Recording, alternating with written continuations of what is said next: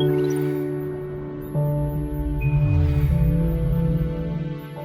Bursa Malaysia, we give you access to all kinds of doors, so you can profit from all kinds of opportunities. You'll find doors that lead to businesses as old as the land itself, doors that open to the future and the wealth of opportunities that await. Some doors open multiple pathways for you and for everyone else.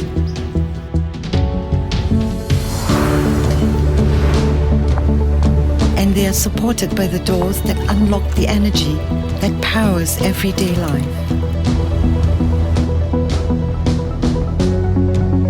There are doors to solutions that are good for people and the planet. And doors that hold new ideas, new ways of connecting data that can change everything we think we know. There are even doors that empower everyone through values that are fair, just, and transparent. While others bring the world to us to shape our brightest minds, you can open doors that take you across the world with just a click, or give you access to the economic roots of the ASEAN. We connect businesses and investors of all sizes. At Bursa Malaysia, businesses raise funds and gain visibility, while investors seize opportunities to grow their wealth. Trust and rely on us. Open the doors, step in, and create the impact you seek. Bursa Malaysia, creating opportunities, growing value.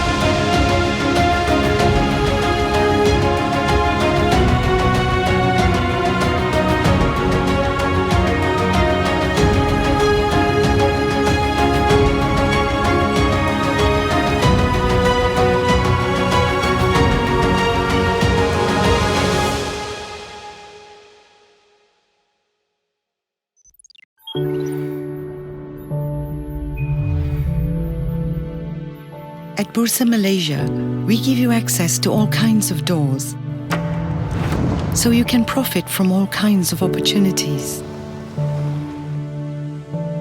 You'll find doors that lead to businesses as old as the land itself, doors that open to the future and the wealth of opportunities that await.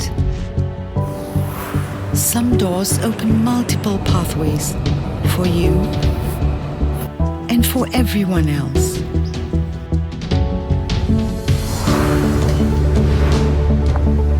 And they are supported by the doors that unlock the energy that powers everyday life. There are doors to solutions that are good for people and the planet. And doors that hold new ideas, new ways of connecting data that can change everything we think we know.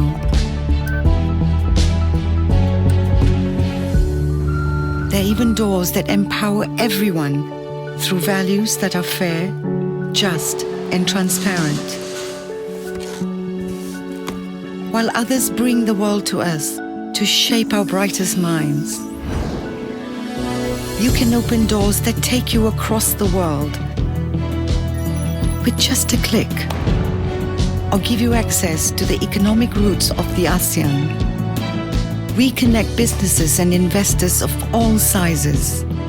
At Bursa Malaysia, businesses raise funds and gain visibility, while investors seize opportunities to grow their wealth. Trust and rely on us. Open the doors, step in, and create the impact you seek. Bursa Malaysia, creating opportunities, growing value. Bismillahirrahmanirrahim. Rabbi shrah li sadri wa yassir li amri wahlul 'uqdatam min lisani yafqahu qawli. Assalamualaikum warahmatullahi wabarakatuh. Greetings and salutations, dear viewers. Welcome to Series 3 of our Shariah Investing Dialogue Series, or SID, for the year 2021. This event is brought to you by Bursa Malaysia, together with our co-organizers, the Association of Shariah Advisors in Islamic Finance, ASAS, and International Shariah Research Academy for Islamic Finance, ISRA. Not to forget our organizing platform partner, Islamic Markets, in making this series an ever success. Nadira with you here today, and I would just like to wish our viewers your best in health, and may all your hard work be blessed and rewarded. Let us all strive to be kinder and more compassionate to one another. Before I begin, I'm happy to introduce Islamic Markets. So Islamic Markets TV is a broadcasting platform for the halal economy where global leaders and market experts come together to share key market insights, the latest developments, and the best practices in the industry. Let me just remind everyone on a few housekeeping notes. If you would like to ask questions, on your right, you'll see a text box where you can submit your questions for the speakers anytime during our live. And for taking notes, you can take notes during our live sessions by looking at your right screen. Click the tab next to ask questions so that you can take notes during the live session. Thank you. Earlier this March, we launched our first SID series for the year, where we discuss on sustainable and responsible investing within the notion of Maqasid al-Shari'ah. Then in April, we discussed about sustainability and value-based intermediation, VBI, in Islamic capital markets in our SID Series 2. Fret not, you may rewatch all sessions on Islamic Markets live platform to revisit the exchanging of views that you may have missed earlier on. Today, we will be discussing yet another exciting topic with leading industry experts, where we would like to explore Shariah investing as a tool towards financial and social inclusion. Are you ready? Let's go ahead with our first session, Understanding Financial and Social Inclusion in the Context of Islamic Finance. This session will focus on the overview of financial and social inclusion, its latest development, and key observations from both global and domestic point of view, these inclusions from Islamic finance perspective. Our speaker and presenter for this session would be Encik Ahmad Hafiz Abdul Aziz, Financial Sector Specialist from the World Bank. Encik Hafiz is a financial sector specialist with the World Bank Group Inclusive Growth and Sustainable Finance Hub in Malaysia. Encik Hafiz brings with him 15 years of relevant experiences in financial sector development, particularly in the area of Islamic capital markets, Islamic social finance, green and sustainable finance, and financial inclusion.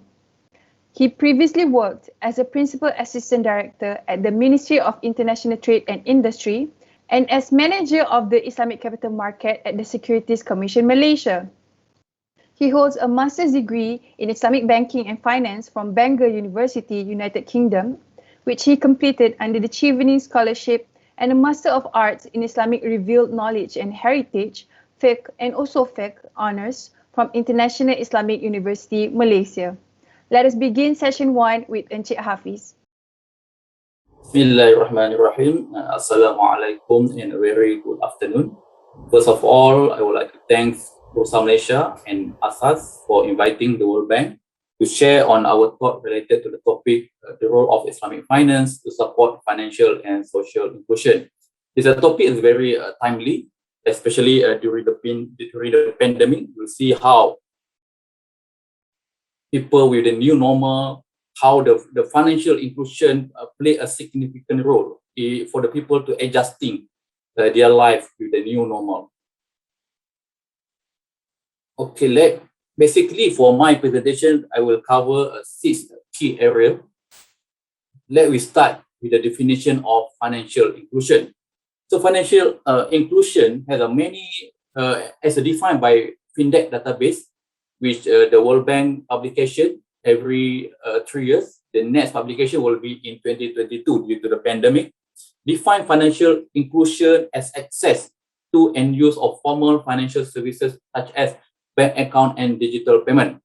Financial inclusion has many potential development benefits as it can help improve people's income earning potential, thus reducing poverty, improve their ability to manage risk, enable resilience and security during tough time, lower the cost of receiving a payment, allow people to increase spending on necessity, promote saving, encourage business and personal investment for future growth, boost productivity, and facilitate female empowerment.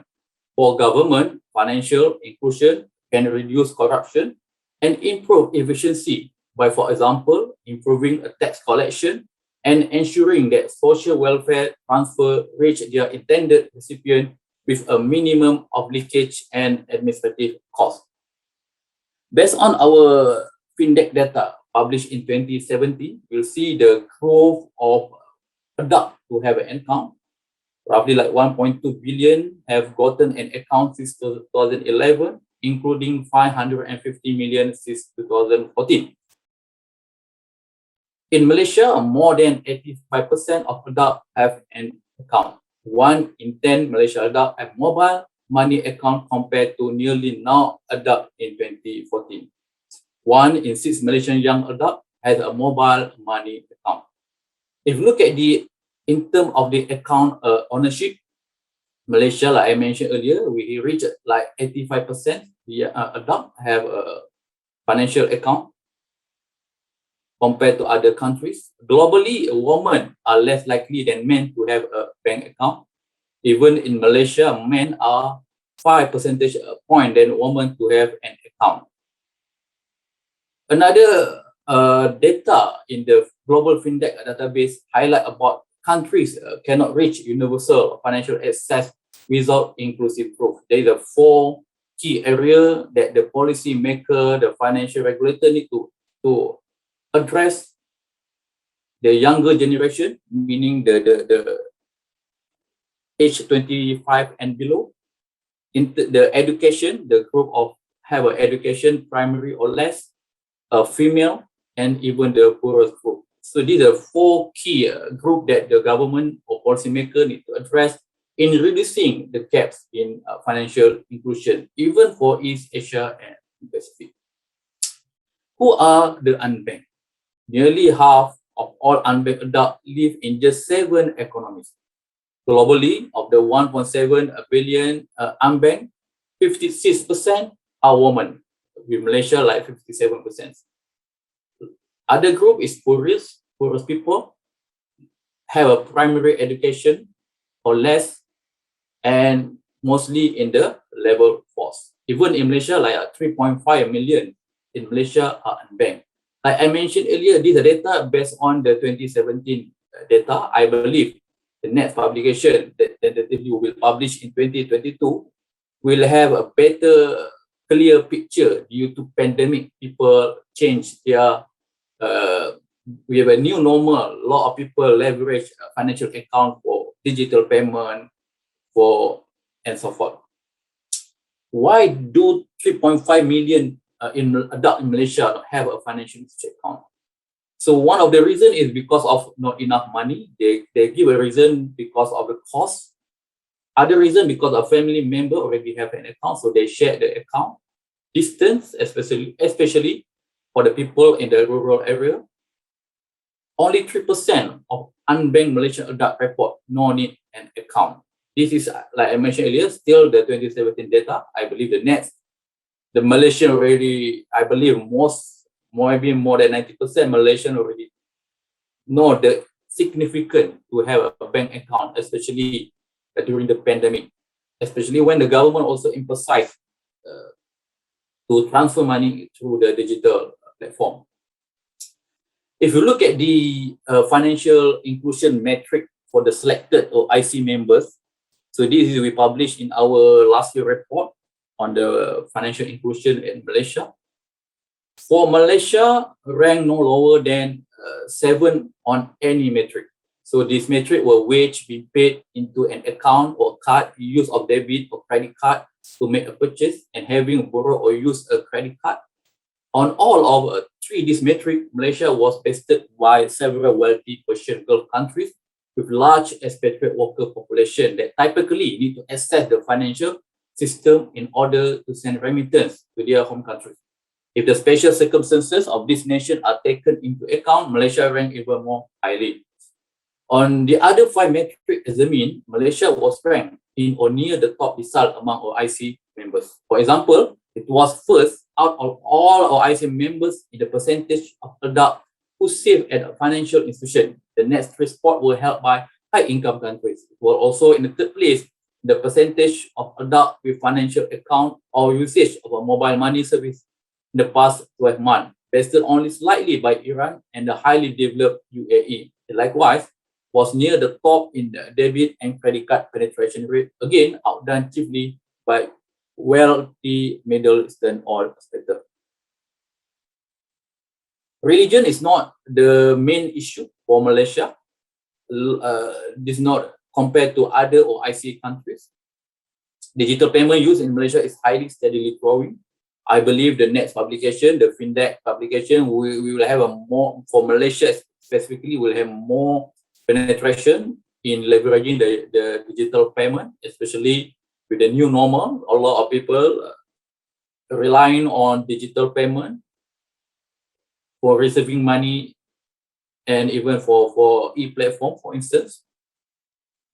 So everyone in FinTech hold the key to expanding access to a financial service. So in Malaysia, there are 2 million, still a 2 million unbanked adults, but they have a mobile. So that's why the mobile money play a significant role in advancing the financial inclusion.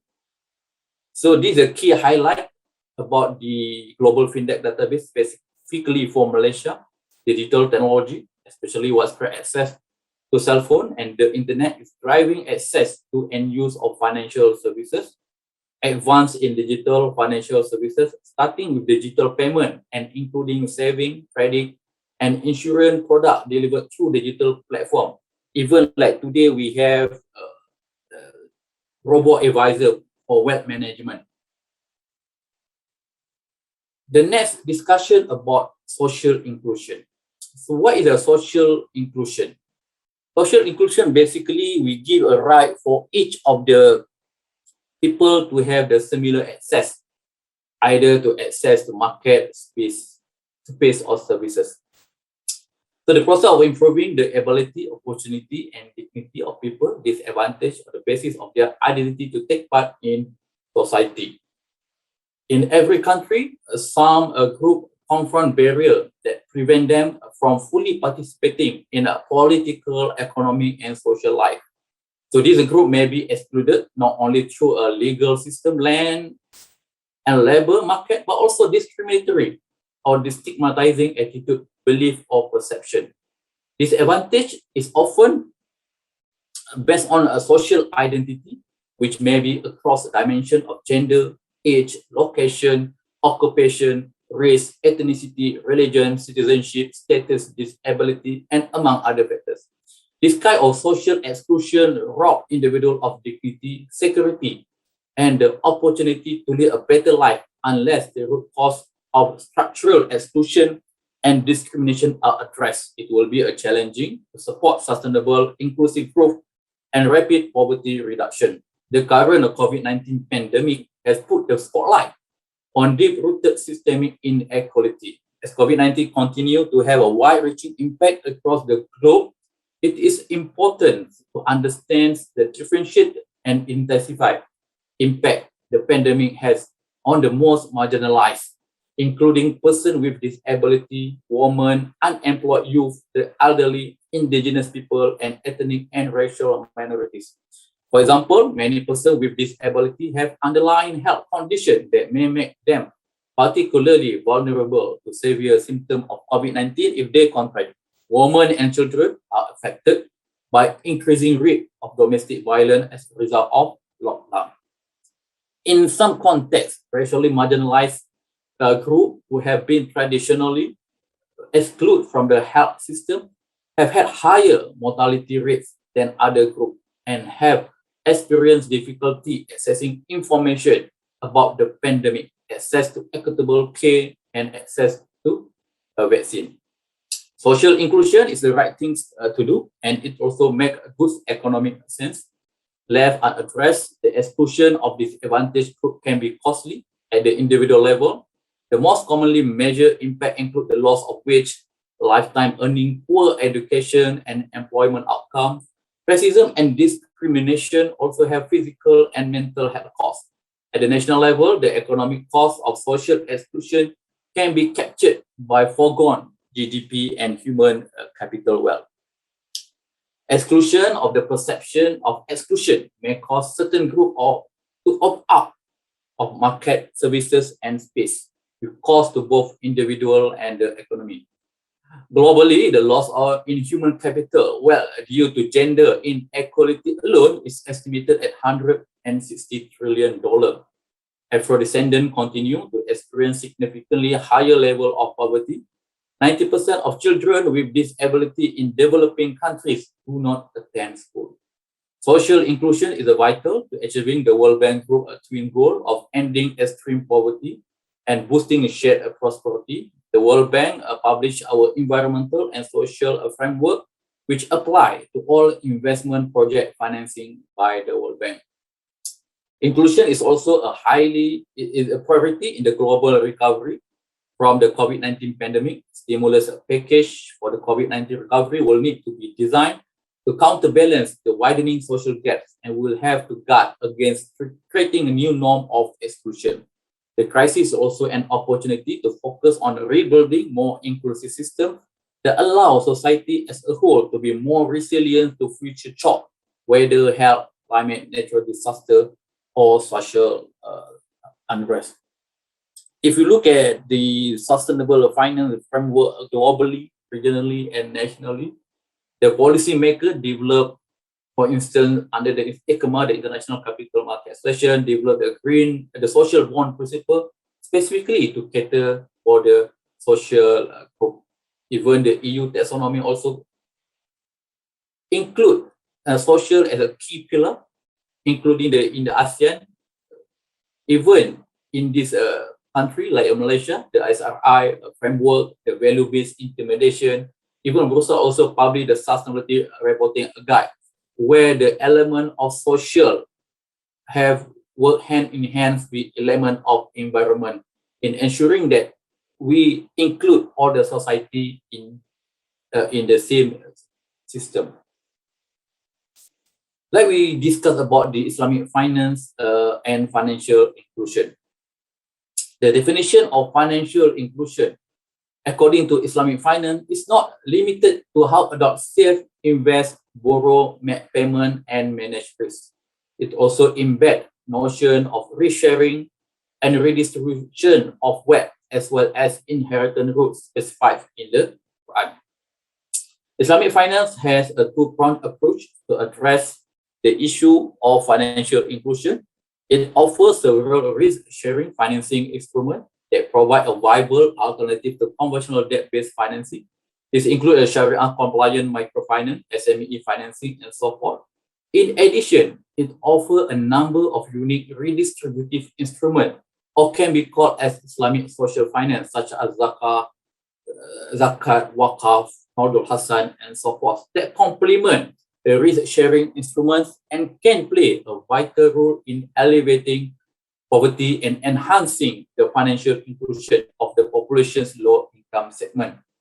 Zakat, for example, promote financial inclusion by requiring the wealthy to give annual alms to those in need. Importantly, zakat has traditionally been a direct transfer of cash or goods to the recipient rather than providing a service to the recipient. Thus, the cash or goods become the property of the recipient, allow them to participate, even in a modest way, in the financial economy.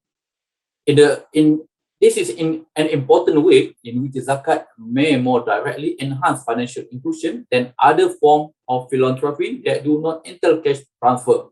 Although like providing charity is not conventionally seen as financial inclusion, zakat may often be a notable exception when it entails cash transfer through the bank account, including same thing to the wakaf. For instance, the cash wakaf, a good example where this instrument leveraging the financial account for collection and distribution to the recipient. In terms of the regulatory foundation for Islamic finance inclusion, Malaysia have a very good example. The clear Malaysia Financial Inclusion Framework published under the Central Bank of Malaysia, Bank Negara, with the clear four desired outcome, broad strategy and action plan. For Islamic finance, governed by the Islamic Finance Service Act 2013. This is well regulation that provide support for financial inclusion. Even for the Islamic social finance, is well regulated by the state institutions. This can be a good example to be replicated to other countries. In terms of the institutional enablers of Islamic finance inclusion, there's two institutions that I want to highlight here, which we highlight in our report. Pilgrimage funds and PNB for the past 40 years play a significant role in promoting financial inclusion, especially for the people in the rural areas. So these are good institution should be replicated in other country to highlight the significance to deepening the financial inclusion. Then let's look at the role of fintech in supporting a global financial inclusion. Based on our report, where we published the same with financial inclusion report last year, we identified a 9 major fintech trends in 2019, where these play a significant role in promoting financial inclusion. Mostly the Islamic fintech available, the product provide access to finance, including the trade finance, capital market, wealth management, and even takaful. In terms of the classification, mostly dominated by financing, including peer-to-peer and equity crowdfunding. Islamic fintech currently dominated by the Indonesia with 31% compared to other markets. Like the global fintech database mentioned earlier, there is 1.7 billion unbanked retail customer and more than 200 million potential micro, small, and medium enterprise.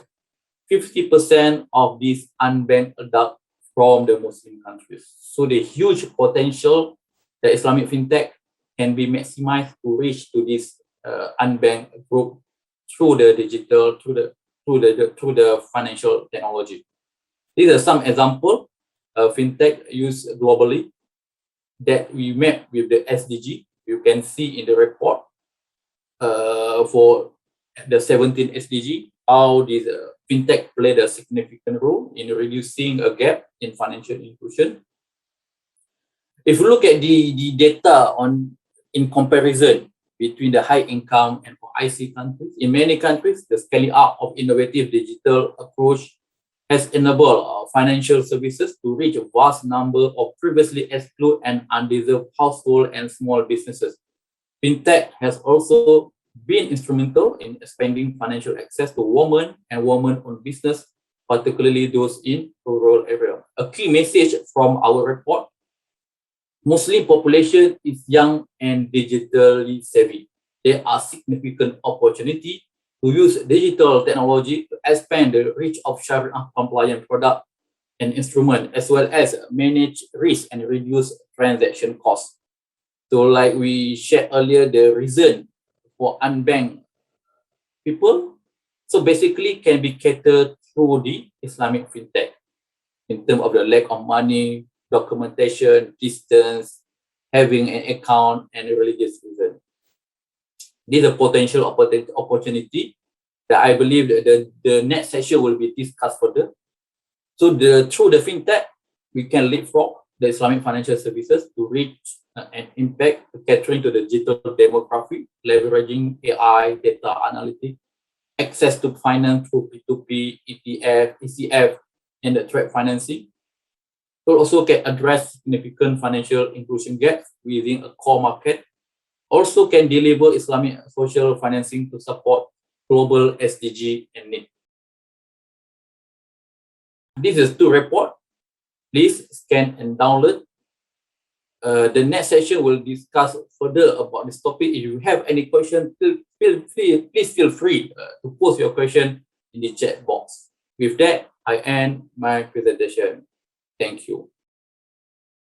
Thank you, Encik Hafiz. We will now have a quick break and a friendly reminder to our viewers to complete our feedback survey below in the live update section. We appreciate your comments and we'll be back again for session 2.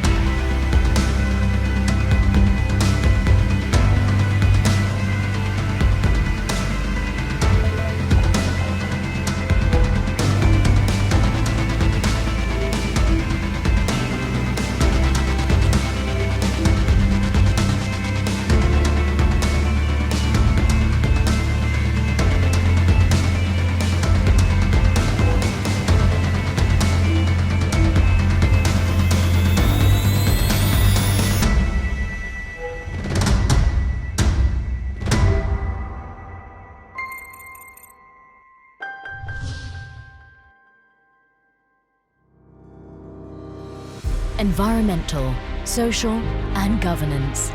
These are the pivotal aspects we strive to imprint within businesses by integrating sustainable and Shariah-compliant investing principles. We are closing the gap and laying the bridge for a better, sustainable future. Let's embark on this journey by increasing your ESG values with Maybank Global Sustainable Equity I Fund. Maybank, humanizing financial services.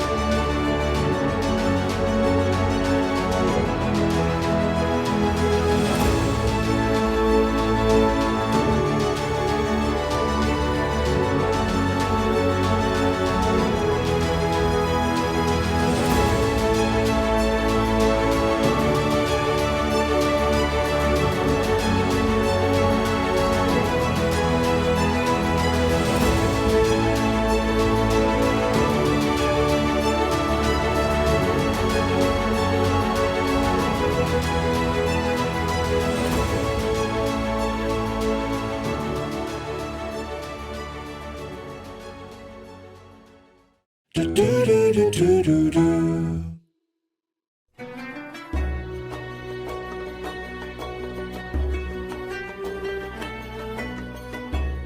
Allah Subhanahu wa taala dalam surah Al-Baqarah ayat 261. Maksudnya, bandingan yakni derma orang-orang yang membelanjakan hartanya pada jalan Allah ialah sama seperti sebiji benih yang tumbuh menerbitkan 7 tangkai. Tiap-tiap tangkai itu pula mengandungi 100 biji.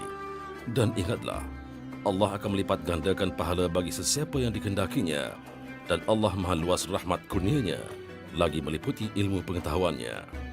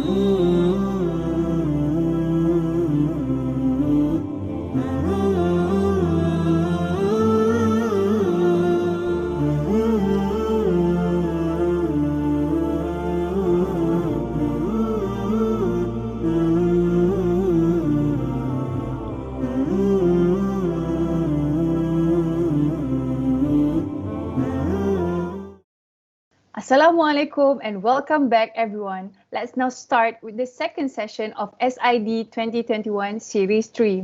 As usual, the second session of this series will be a panel session where we will discuss on how Islamic finance serves as a catalyst for financial and social inclusion. This session will focus on how Islamic finance addresses issues of financial inclusion, how Islamic finance offers comprehensive approach to critical societal issues, and the importance of ethics for our future. We will be joined by Encik Mohamed Razani Osman, Senior Financial Sector Specialist from the World Bank as our moderator, alongside 3 other panelists. Encik Shiful Zamri Abdul Aziz, Chief Investment Officer, Maybank Asset Management. Associate Professor Dr. Amir Shaharuddin, Chief Executive Officer from Yayasan Wakaf Malaysia. And Encik Ifran Tarmizi, Chief Executive Officer from Global Sadaqah. Before I handle this session over to Encik Rozani, I will first introduce our moderator and panelist background. Encik Rozani Osman is a Senior Financial Sector Specialist with the World Bank Group Inclusive Growth and Sustainable Finance Hub in Malaysia. He has more than 22 years of experience working in sustainable finance, capital markets, investment management, and treasury. Prior to joining the World Bank, he was the head of Treasury and Liquidity Management at Khazanah Nasional, the sovereign investment fund of Malaysia. He has also headed the fixed income teams at Maybank Investment Management and KLCS Asset Management and managed multi-asset portfolios. He holds a master's degree in business administration from Cornell University's S.C. Johnson Graduate School of Management and a bachelor's degree in electrical engineering from the University of Virginia. Encik Shiful Zamri was appointed as Chief Investment Officer of Maybank Asset Management, MAM, on 17 May 2021. Prior to his appointment, Encik Shiful served as the Chief Investment Officer of Maybank Islamic Asset Management, MIAM, since 2015.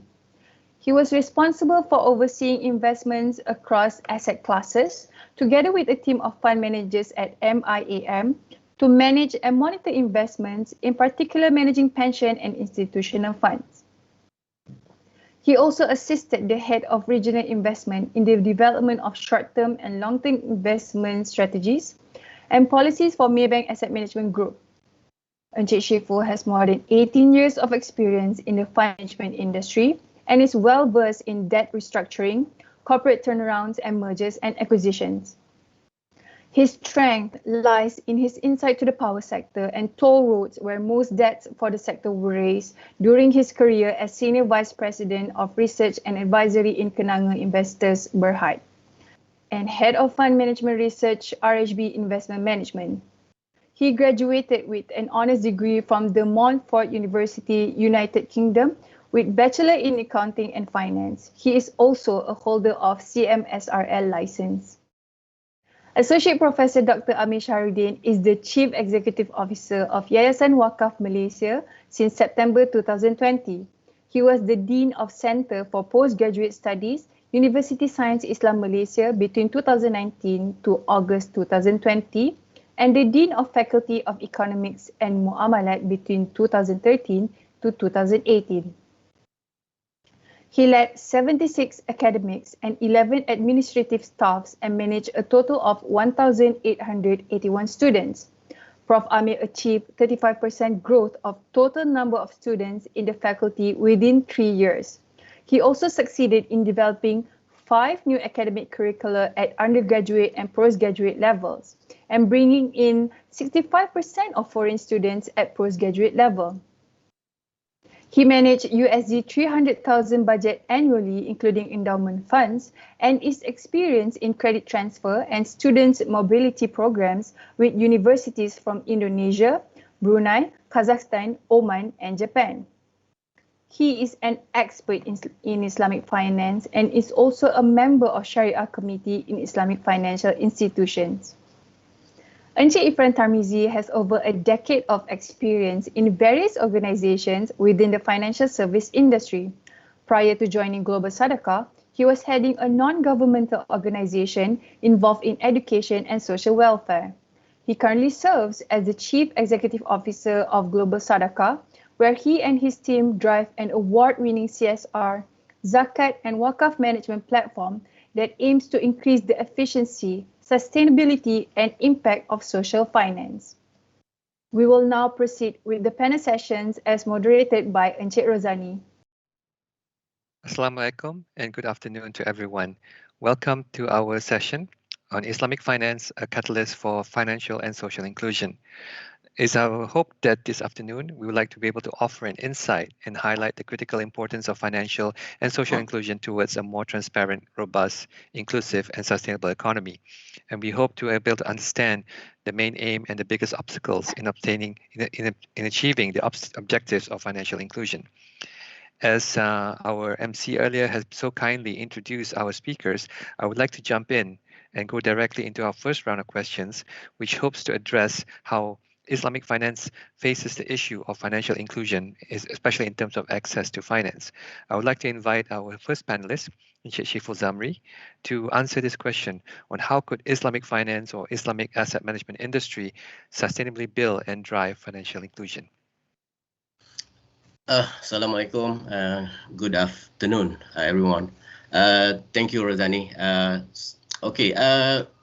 For Malaysia, I guess among ASEAN or OIC or even other middle-income countries, we know that Malaysia stands as a leader in developing its Islamic finance industry, as well as attaining financial inclusion, mainly due to a few pertinent points worth mention here. So one of it, basically, we had a deliberate policy measure since the 1960s, have cultivated Islamic finance as a source of financial inclusion. Now, religious objections to financial participation have essentially been eliminated. What we have now is more discussions around financial participation, looking at making finance, both conventional and Islamic, more accessible to general public. Because we had basically various or probably deep discussion earlier in the days when we look at any religious objections towards Islamic finance, but now the discussion more towards inclusion rather than any of the concern for any religious objections. We have strong leadership from financial regulators to drive overall financial inclusion. Regulatory initiative with clear targets and tracking of milestones have pushed Malaysia to rank well in this regard. So we have standardized and comprehensive frameworks for consumer and investor protections. That is the key to ensure that clarity of purpose when we promote financial inclusions. That is very key. Malaysia's framework for consumer and investor protections cover both Islamic and also conventional products. So we have dedicated institutions that have grown out of this, raising confidence and promoting financial inclusions. For example, we have Tabung Haji that turn religious belief into an avenue for financial inclusions by incentivizing savings for the pilgrimage in Mecca. PNB or Pemodalan Nasional Berhad as well, mandated with this redistribution of wealth through affirmative action, provided preferential shares allocations to participating Bumi-Putra.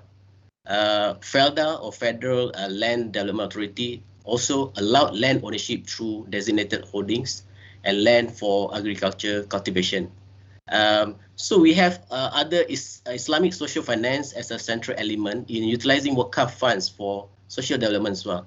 So redistributive instruments such as zakat, sedekah, wakaf, qadr hasan, complement risk-sharing investment instruments to target the poor sectors of society to offer a comprehensive approach to eradicate poverty and to build a healthy and vibrant economy.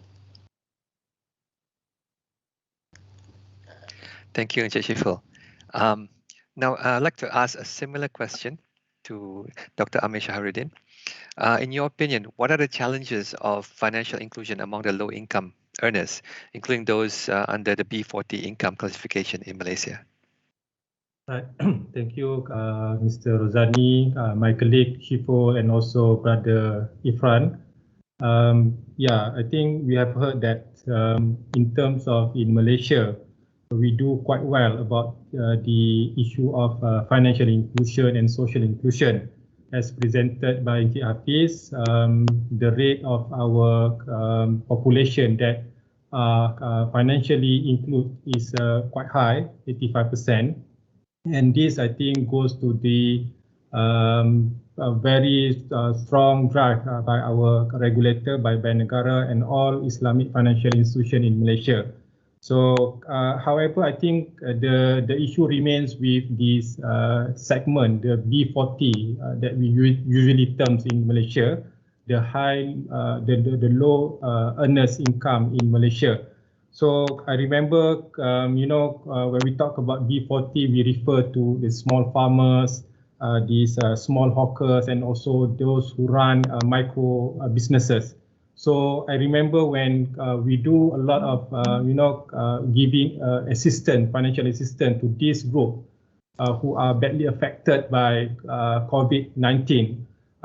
Still, they are suffering, and they are suffering from,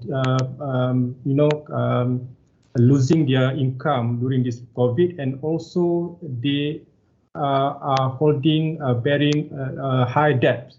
I remember when we distribute financial assistance to the school drivers, school drivers van. So they are not losing their income, but also they are suffering from debt. And when we ask them from where they get the loan, they said that they get loan from ALOM or loan shark.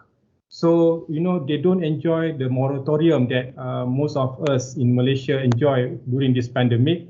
This is to address the issue of, financial inclusion. We still have those who are not really, go to the normal banks to get financing or to get extra money when they are needed.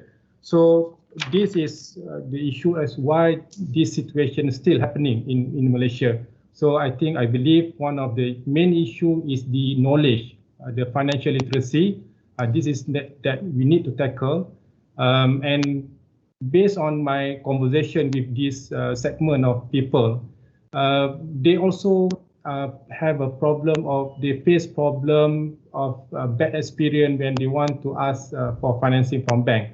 I think this reflect that our Islamic banking, our Islamic bankers, we need to rethink about our operation. Do we really address this issue? Do we really we do have enough or sufficient products to address the needs of this segment? So I think this is what is lacking in our that we can improve further in our ecosystem, of financial ecosystem. Thank you, Rozani. Thank you very much, Dr. Amir. My next question goes to Encik Ifran Tarmizi, CEO of Global Sadaqah. Do you think financial inclusion can be achieved successfully, and how would you measure this success? Bismillah, alhamdulillah, wassalatu wassalamu ala rasulillah, ma ba'd. Afternoon to everyone, fellow speakers and participants. I think even before going to that question, if you don't mind, I would like to just share some of my thoughts, and I think it's echoing also Dr. Amir's thoughts on the current state, globally in Malaysia.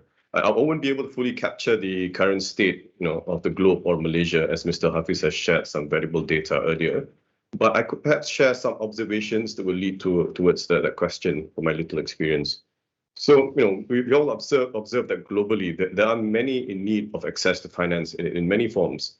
And however, many of them are unfortunately in countries where our traditional money transfer options do not allow or restrict these transfers to begin with.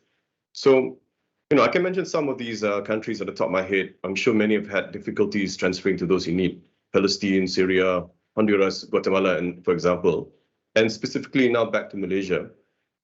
Likewise, also Dr. Amir mentioned, I've seen many individuals out there within our communities where they just need short-term loans, even as low as 1,500 ringgit to kickstart and to add on to their existing micro businesses.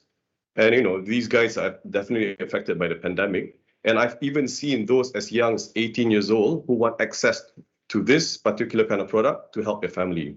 So the next question is, where would an 18-year-old get a 1,500 ringgit loan?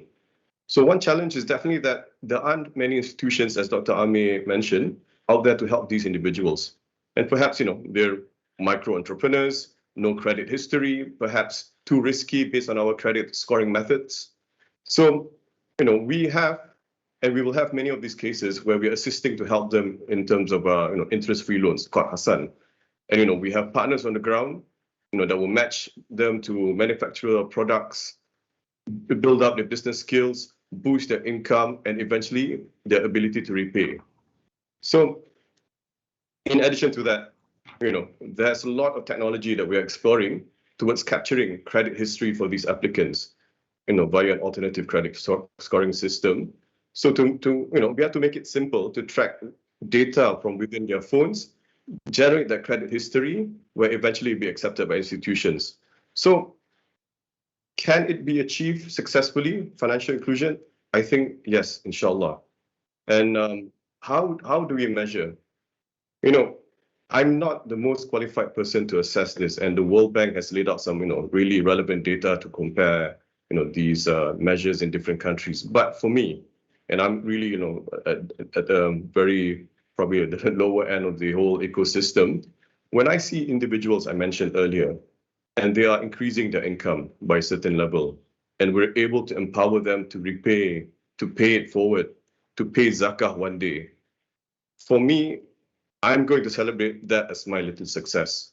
So I think that's my, background to that point.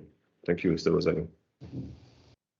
Before that, Rosani, can I add to Irfan points? Because I'm representing Wakaf institution and Zakat institution. We believe that when we collect zakat or wakaf from our donors and zakat payers from T20 or M40, we don't have issues with them, with this group of people in our financial inclusion, because they pay zakat, they pay wakaf through banks, online banking, so that's fine. But I think what we can improve from our perspective, zakat institution and wakaf institution, is that when we distribute the money, the zakat or cash wakaf to the beneficiaries, we tend to distribute by using cash. This is the current situation in Malaysia.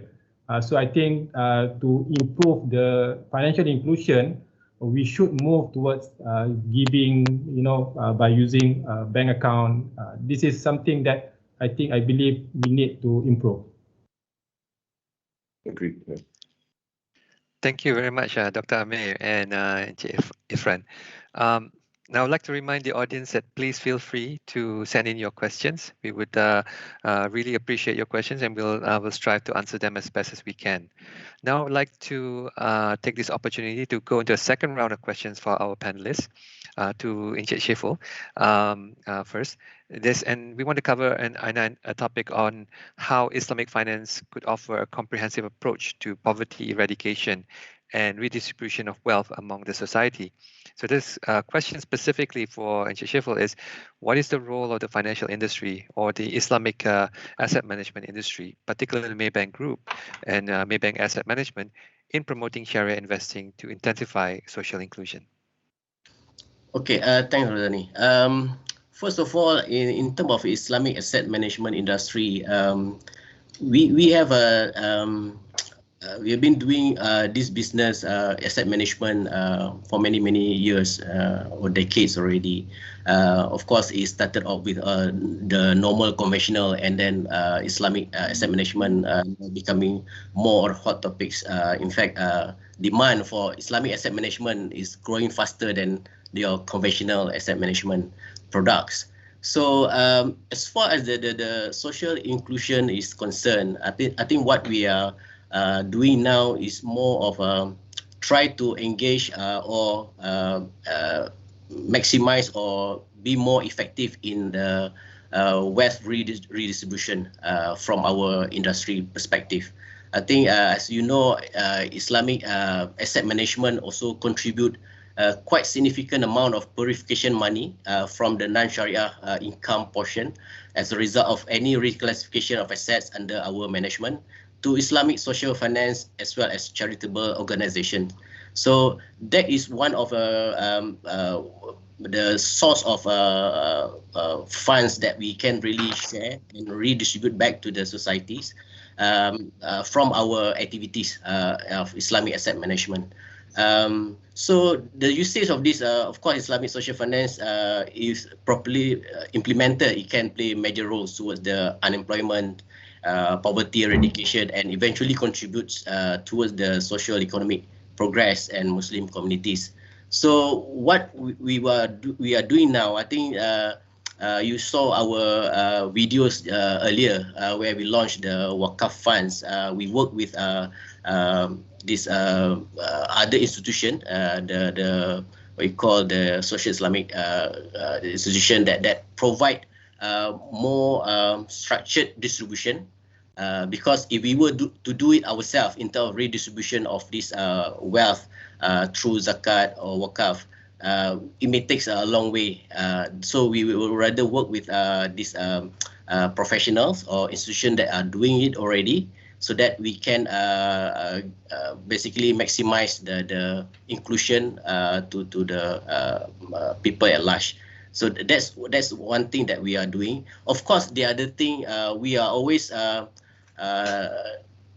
promoting other products or probably expanding our offerings to investors. Not just our CAF, we also are promoting like ESG type of funds or global assets or Islamic global assets as well, rather than just focusing on Malaysia. So we want to make sure that the investors are not just getting returns from investment in Malaysia, but also globally. And then whatever returns or income that we are getting from these investments be shared with the society at large. So that's our strategy or our contribution to this cause for inclusion. I think just to touch a bit more on this Wakaf fund that we launched earlier. This fund is quite new. We just launched this fund in May 2021, this year. So I think it came about because SC already came up with the Wakaf guideline, Wakaf fund guideline. So we take this opportunity to provide these funds to investors, so that they can contribute some parts of their income distribution for wakaf activities to the society. So in a way, it's already embedded in the funds, rather than the investor themselves have to go through their own way of distributing via wakaf. So it's already embedded. The fund manager will help to manage the distribution at our end. Okay, so with that in mind, basically, we developed this as part of our Maybank Assets effort to strengthen and expand this related to wakaf. Okay, so in terms of this, we see more and more Islamic financial institutions in Malaysia are playing the roles towards this wakaf development as well. Not just us. I think you can see some other asset management companies also doing their part in supporting the activities that have been approved by SC, and then we will try to ensure that this is implemented accordingly, so that we can have a better financial and social inclusion with the rest of the players in the market. Okay. Thank you, Encik Shiful. I would like to ask Dr. Amir another round of questions on a similar topic of how Encik Shiful have answered. And this question is, how could the Islamic finance industry offer and contribute to the society with regard to wakaf instrument as part of the distribution of wealth? And are there any cross-industry collaboration that could potentially enhance the development of wakaf? Yeah, okay. I believe this is a very good question. If we look at the development of Islamic finance, we started in Malaysia especially to develop these commercial Islamic banking products. We created and offered to the public like home financing, vehicle financing, and then we move on to sukuk industry. But now I believe people ask about this social finance, Islamic social finance come up.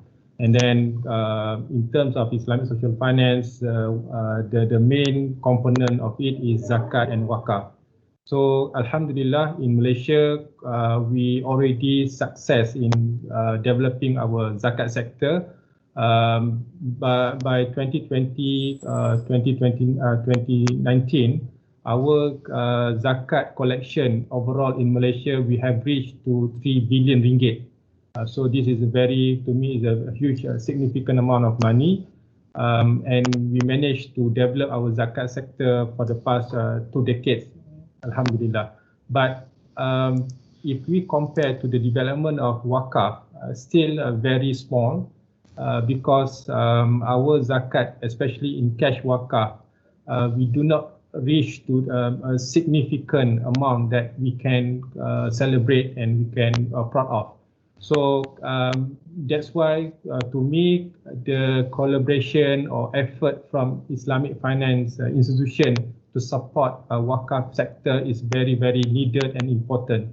But Alhamdulillah, as mentioned by Encik Shiful, we started already, for example, like Maybank Asset Management, come out with a product that combine between investment and also part of it can be donated as wakaf.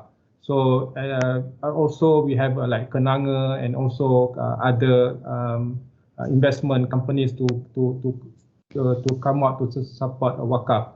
I just want to share that in Malaysia, actually, the development of wakaf asset, mainly our source of funding come from 2 sources. One is from government grant, and also second is from public cash wakaf from public. So as we know that to rely on grant from government is not sustainable, and also from public donation, public wakaf, still the amount is very small. So that's why we need something. We need the involvement, a more effort and more progressive involvement from our Islamic financial institution to support the development of wakaf.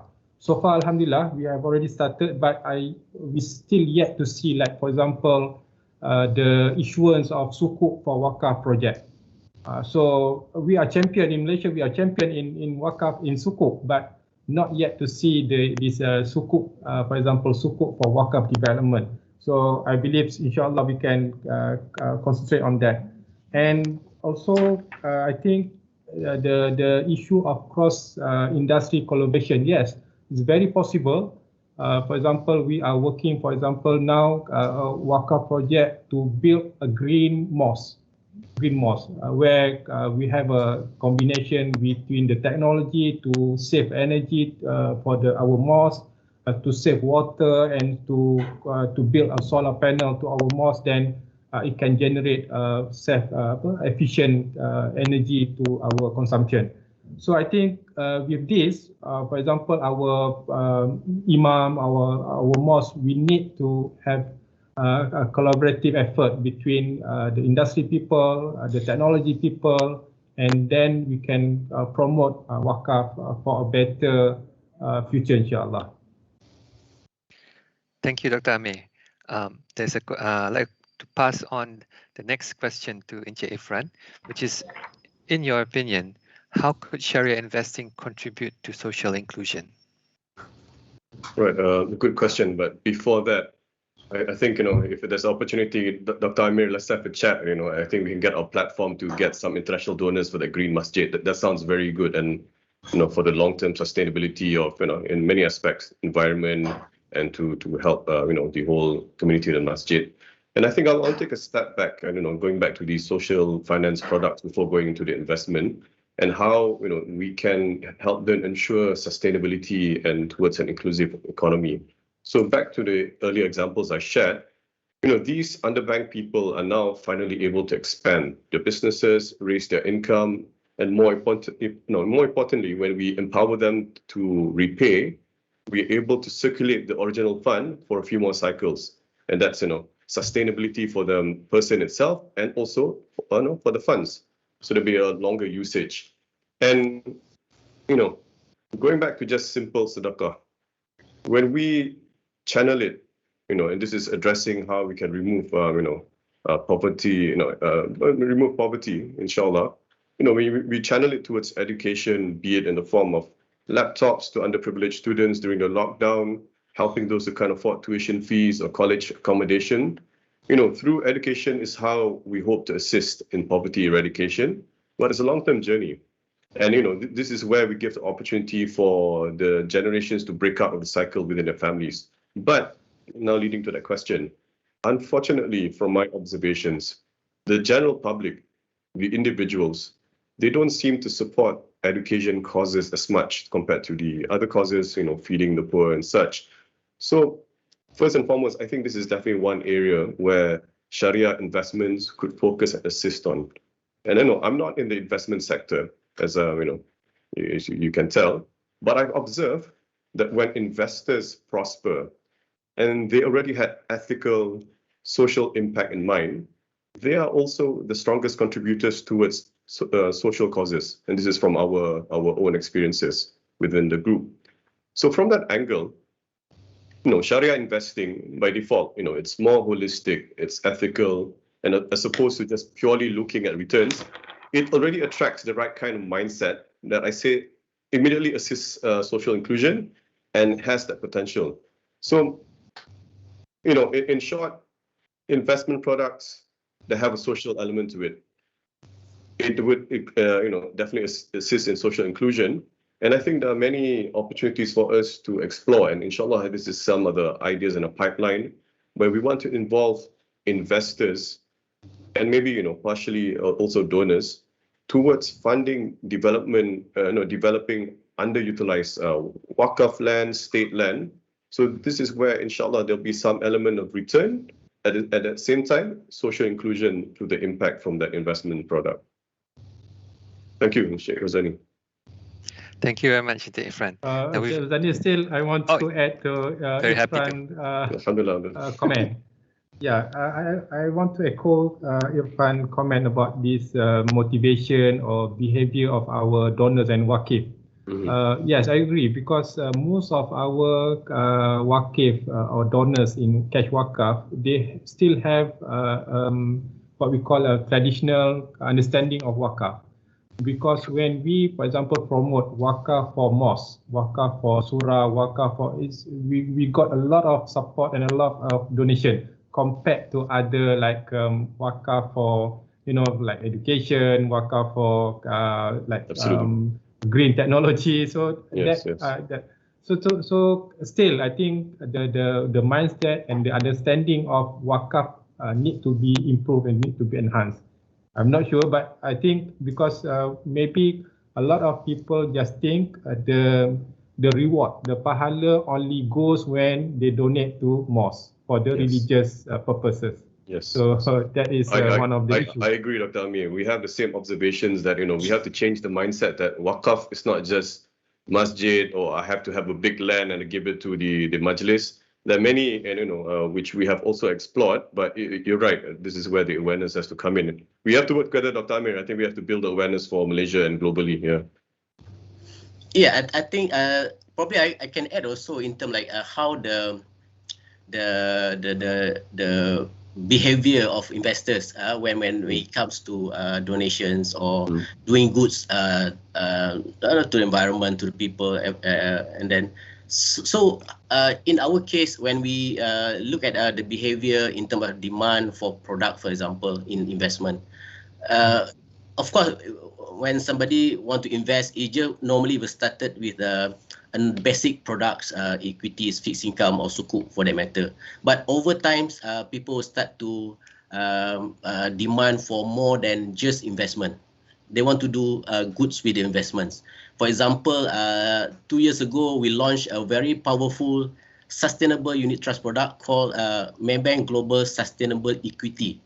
So this product is very unique. It's not just Shariah compliance, it's also sustainable in nature, meaning that we combine both good screening elements to give a very strong underlying companies that doing goods to the world, that basically behaving in a good manner. I mean, they are not basically damaging stuff or environment and so on, and then promoting good things that they are doing. So investors also they are doing their parts in a good way in investing in people companies that are doing good to the world.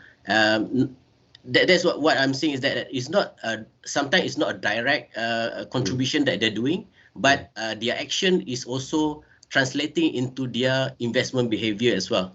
Because those are the things that also counts when it comes to investment, because they're already moving up their value chain in terms of investment. Probably they already got their basic return that they needed, but beyond that is something that they want to do good for the world as well. Absolutely. Yeah.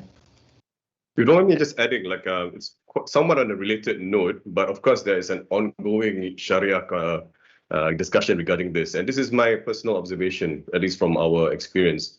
As you know, we've enabled like cryptocurrencies as a form of donation on our platform since last year, and these people who initially went into these digital assets as investors, that was probably the initial reason why they went into it. But eventually, these are also the people who have contributed a lot towards donations. And I'm not, going to go into the whole Sharia discussions, but they do have that profile where, even some of them, and many of them are our fellow Muslim brothers and sisters, where after a while, at the point when the value went up, they're looking to pay their zakah on their digital assets, and they need to find, avenues to do that. So, there's also that, that element of investment that led towards social inclusion. Just throwing that thought.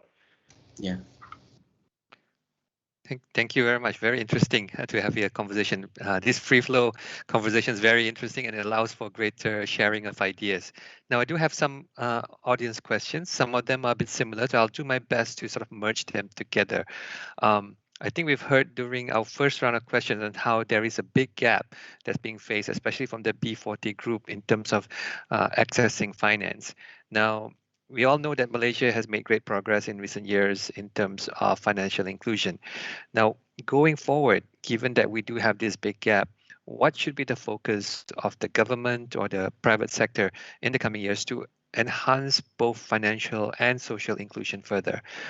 Could it be by the by the federal government, or is it the state level government? Could it be by religious authorities, or could it be something that that the private sector could take the lead on? I would like to open it up to our panelists, to whoever wants to answer first. Rosani, I think probably I can take this one first, because we are already doing this as far as the Maybank asset is concerned. As you know, we have a product called Amanah Hartanah Bumiputra. Okay, this is a product with an agenda, because I think we know as a Bumiputra, our ownership of properties in the prime location are very small. I think Khazanah probably have some research before. I think less than 5% of the property in the prime area is owned by Bumiputra. So what we did is basically we worked together with Pemodalan Hartanah Bumiputra, Pelaburan Hartanah Bumiputra. Is actually is spin off from PNB as well. The people from PNB came together, creating this fund called Amanah Hartanah Bumiputra. Main objective, of course, the inclusion of all the B40, M40, because if you want to expect this B40, M40 to own properties in prime area in KL, Penang, or Johor, I think it's going to take long way to get there. So what we did is basically creating a fund, Amanah Hartanah Bumiputra funds, that own these properties. And then investors can be as small as 100 ringgit. So it can be B40 or students for that matter, invest in this fund. And then we will basically provide a regular income stream on annual, basically we pay out every 6 months rather than annual. So how do we get this kind of returns for the dividend distribution? Basically, we do the ijarah rental with the sponsor, Pelaburan Hartanah Bumiputra. So with that, basically we are covering all spectrum of market from the B40 up to T20 who can invest in these funds. Because, like I mentioned, if we want to have a inclusion from all people walk of life, so we need to have a product so that is accessible, economical enough, is cheap enough for them to access, and then it's easy for them to understand. So in this case, they are investing even the small money, 100 ringgit or 1,000 ringgit, with a regular income stream. Let's say 4 to 5% every year.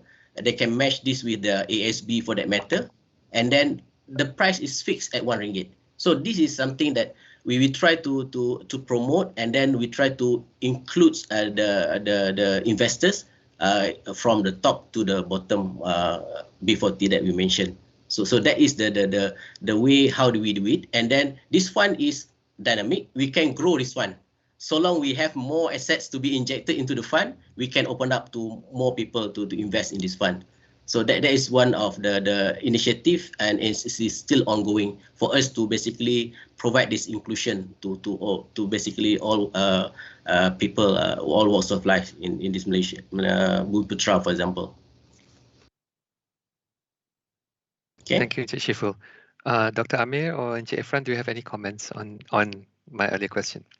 Yeah, I think we in Malaysia, we do not need any more policy, to eradicate poverty. What we really need is to check the implementation to make sure that the target market is achieved, and also the financial assistance arrive at the target market. So this is what really we are looking for, and also the other one is the coordination.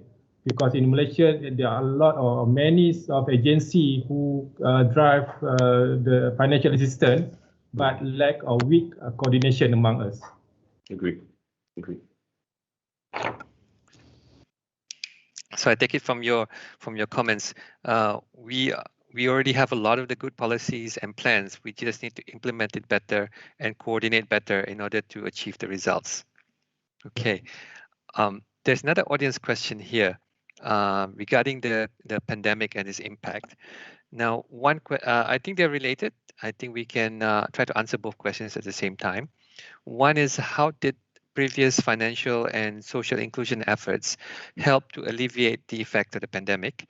And then the other question that's related to that is, how did the pandemic impact the rate of bankability in Malaysia? Did we see more people going to use banks or not, basically? Anyone like to answer? Perhaps you need someone from the bank.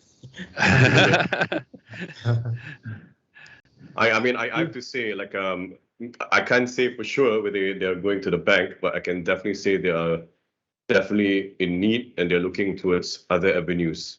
And I know just now Dr. Amir mentioned, unfortunately, some of them have to go to the loans, the loan sharks and all. But, alhamdulillah, I think from what I observed throughout the pandemic, we actually received a lot more support even prior to the whole outbreak. So people are out there helping, and this has been sort of like the interim help in addition to what the government has done. But I kind of doubted that more of them are going to the banks. But do correct me if I'm wrong. But this is where I mentioned earlier. But many of them still need, those financial assistance in the form of like Qard Hasan, and even very small amounts. And this is where we are coordinating with our partners to assist those in need. And we're seeing various kind of difficulties out there. So I like to summarize that they're perhaps not increasing their banking products, but they are definitely requiring these kind of short-term assistance, no doubt. I have a follow-up question to that in terms of your view.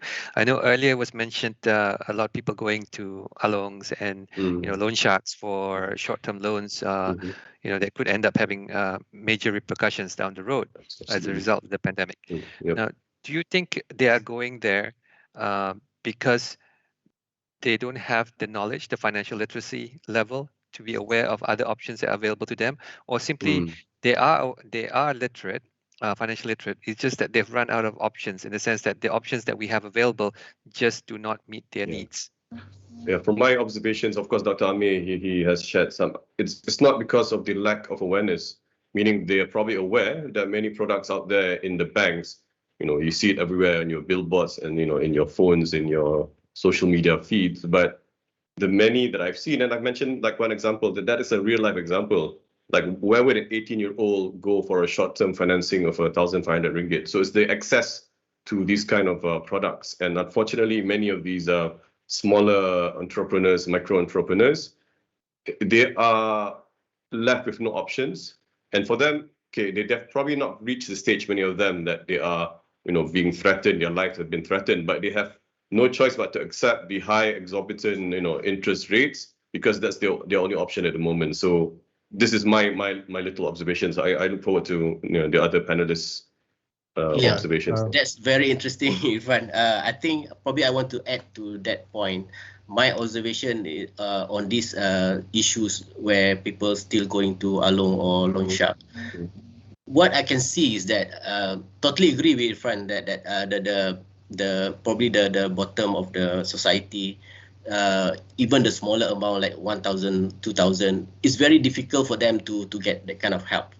And then we saw how government tried to support in a way, providing easy loan or easy financing to them via pinjaman community.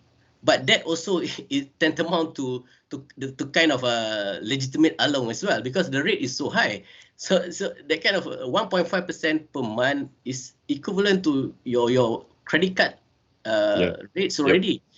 For me, it doesn't really make sense. As far as my observation is concerned, I would expect, the authorities, the administrations to do more in terms of providing this so-called social safety net to the bottom society that are really in need, especially during the pandemic, actually.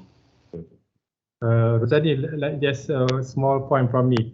When we see this kind of segment and these B40 or those who don't have unstable income, when they go to bank, they are required to provide document, collateral, and the track record, all this. So this kind of assessment put them away from bank. Because when we apply the same procedure, the same method to them, of course they will not pass our credit assessment. So that's why they go the easier way. The easier way is to go to loan shark. Yeah, and just to add, I mean, inshallah, a solution that we are exploring and working into. I briefly mentioned earlier, but maybe just to elaborate further, we are hoping to develop a method where it's straightforward for first and foremost for them to apply within your phones. You got to make it simple. Open up an app, apply for such and such amounts of Qard Hasan. But the fact that this app would have some sort of collection of data, your geolocation, your a certain amount of activity, whether you are actually someone who is going to be a credible paymaster. So we hope these kind of alternative credit scoring methods will be eventually the funnel that feeds towards the existing traditional financial institutions. But we need to develop this first. So, I mean, these are things that we are exploring. Hopefully, we do receive the kind of support to develop this to be that funnel, as Dr. Amin said. Currently, they don't have credit history, but we can build that, but we can use the same traditional methods. So, I mean, one clear example, our partner has mentioned how we can track, various ways. I mean, if a person is requesting for such and such funds and, they're supposed to be utilizing it for their business, but you are able to capture that they're spending like 10 hours on TikTok, for example, right? Then, that can already tell you upfront, this is not going to be a good person for even your traditional products. But these are the kind of technologies that we have to invest into. Thank you. I think one of my key takeaways from this is that we have our people have the literacy. They are aware of what's available out there. It's just that what's available out there doesn't really meet their needs. And it's ironic that the people who need the money the most have the most difficulty in accessing the finance, whereas the people who have funding can access finance so easily. Right. Yeah. So perhaps an idea that might, from my point of view, might be beneficial in the future is some form of microfinancing facility that's more social oriented and allows the people who need the most access to cheaper funding that would help them the best. Well, we are running out of time, so I would like to look towards the closing of this session. But how I would like to do that is like to invite all three of you to spend a couple of minutes each to give your key takeaways from this section. What are the key things that you think were worthy of being highlighted as a major point? I'll go to Encik Shiful first. Thanks, Rozani. So basically, my key takeaways from these discussions, I would say each of us have our role to play, be it on the financing side, the investment side, or distribution side. Okay. As far as I'm concerned, myself are in the investment fraternity. We need to try to ensure that whatever offerings that we are provide to the market is easily accessible, economical enough to all investors. To even though they're small, they're just growing up their wealth, but they have an avenue to participate. I think like what I mentioned just now, we do have funds that targeted to certain sectors that we know. We want to make sure that there's enough social inclusion, not just targeting to the wealthy when it comes to investment. We do understand that we need to make sure that financial inclusion of all people in investing, probably they can start small. And the other part is that we want to make sure that whatever processes or activities that we do within Islamic asset management, for example, via purification money that we have, we can properly or probably have more efficiency in redistribution back to the society via zakat or via wakaf to probably direct to more professional handler like Yayasan Wakaf, for example. Thank you. Thank you, Shiful. Over to you, Dr. Amir. All right, thank you. It's a very good discussion to this session. So from Wakaf point of view, many have said that Wakaf has a great potential to become the third sector of our economy, but this potential is yet to be fully optimized and fully utilized. One of the reasons is because of the engagement between Islamic financial sector and the Wakaf sector is not so jive and so close. So from my personal view, I like to see that more and more Islamic financial product to be included and embedded with Wakaf features. I hope to see that Bursa Malaysia, for example, can create, Wakaf featured element in the equity investment. And also because Wakaf have a long-term features, so really it's in line with SDG goals, because the focus of Wakaf is for the long term. It's not like zakat. Zakat is short term. When we collect zakat this year, we have to distribute zakat. But for Wakaf, when we collect Wakaf, what we distribute is the proceed from the Wakaf capital. We remain the Wakaf capital and we invest the Wakaf capital, but we distribute is the proceed of the Wakaf investment. So that's why I think when we talk about Shariah investing, Wakaf is one of the core elements for Islamic social finance. Thank you very much. Thank you, Dr. Amir. Over to you, Encik Ifran. I was going to say everyone has summarized all the great points and left me with very little to say, but let me try to summarize from my perspective. So we now live in a society where, we have spent most of the past year not leaving our homes. And many are probably going to remain this way for the months or years to come. Physical travel will still be somewhat limited compared to before. People who need access to finance are not going to reduce anytime soon. So I feel, we need to invest in technology. Firstly, to remain relevant in the industry. And secondly, because, to be able to reach out to more people within our communities who won't be able to come to, our regular branches, offices physically, but they have access to devices, most of them. So we have a lot more to do. And I urge the participants, individuals, corporates, we come together. We need to collaborate, complement rather than compete for us to achieve this greater good. Because, we have many great non-profit organizations and organizations such as, Yayasan Wakaf Malaysia, who are making a huge impact to our society. But, however, many have not been able to bridge the gap of receiving support from people globally. So I think this is where we have to come in to collaborate with these partners to assist with that. receiving support from around the globe towards social causes in many countries, including Malaysia, for example. And whether we like it or not, there are many people around the world, even Malaysians, who are invested in digital assets, cryptocurrencies, and they are very generous. But likewise, many non-profit organizations have not been able to bridge the gap to receive support directly from them.